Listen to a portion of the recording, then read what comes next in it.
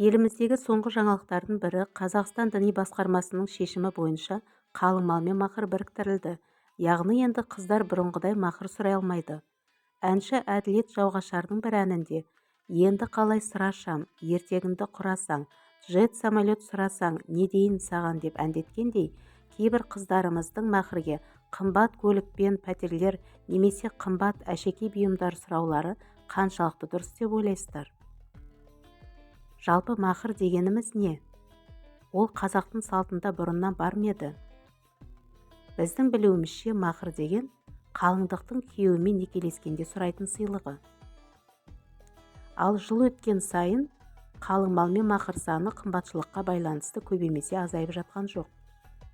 Бойжетіп отқан қыздарымыз күйеуге шықпай жатып ақ мақырге не сұрайтынын алдын ала айтып, тіпті желіге жариялап та жібереді. Оларын көрген жігіттер отбасын құруға ойланып қалады. Қыздардың талаптары күшейіп кетті ме? Соңғы кезде діни өкілдер ақылдаса келе, осы мәселеге нүкте қойды. Яғни олар мақырды қалың малмен қосып қойды. Қазақстан дін басқармасы өкілдерінің бұл шешімі орынды, себебі қазір мақырсыз-ақ қарапайым адамдар үшін той жасаудың өзі оңай емес. Қазақстанда бойдақтардың саны көптігінің де бір себебі осы болуы керек.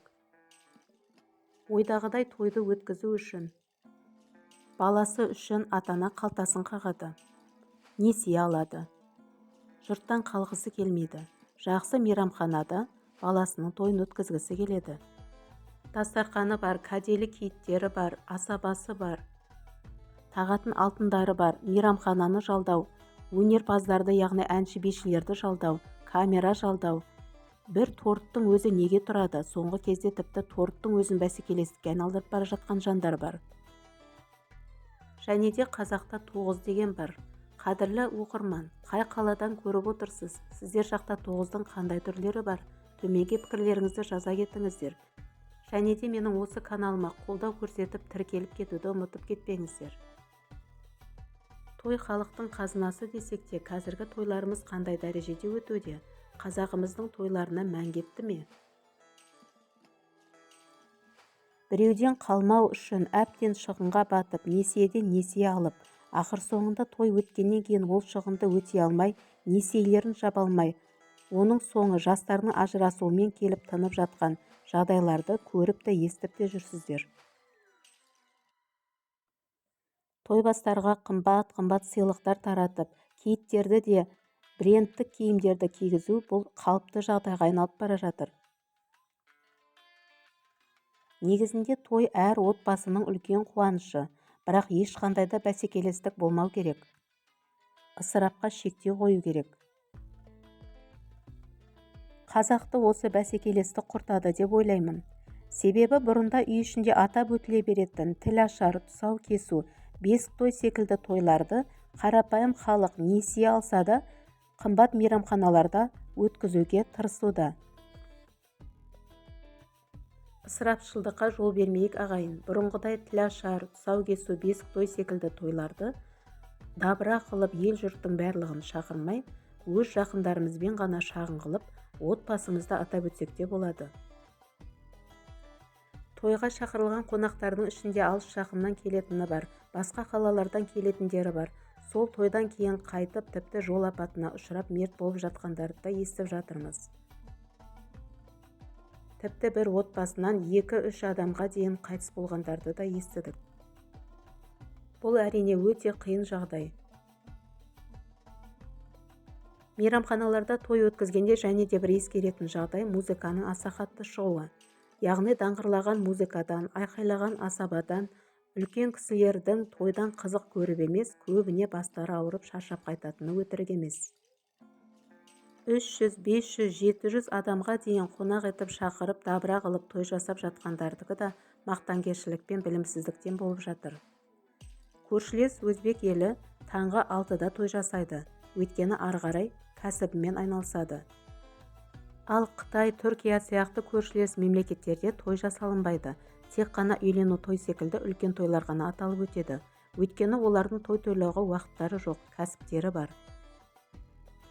Тойдағы және бір келеңсіз жағдайлардың бірі майда балаларын ертіп алып келуі.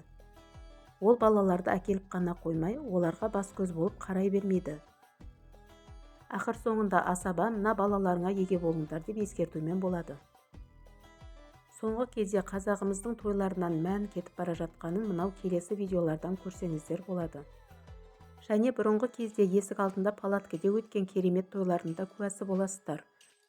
Мейрамханаға артық шығындалмай-ақ сол кезіндегі палаткедегі тойларды қазір кейбір жерлерде қайталап әкеліп жатыр.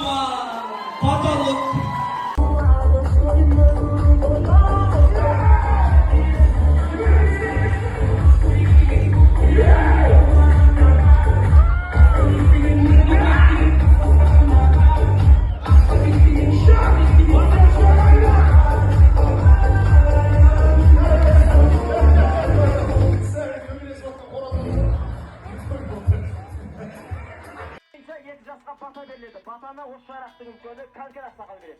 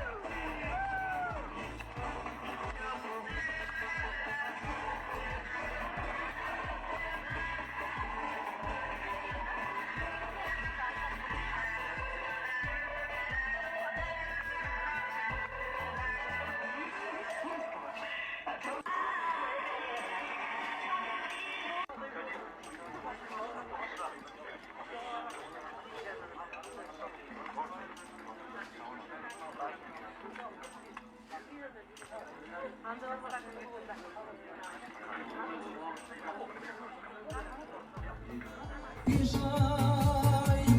барадан өтіп жалған күн санауда халайық ойнап күліп осындайда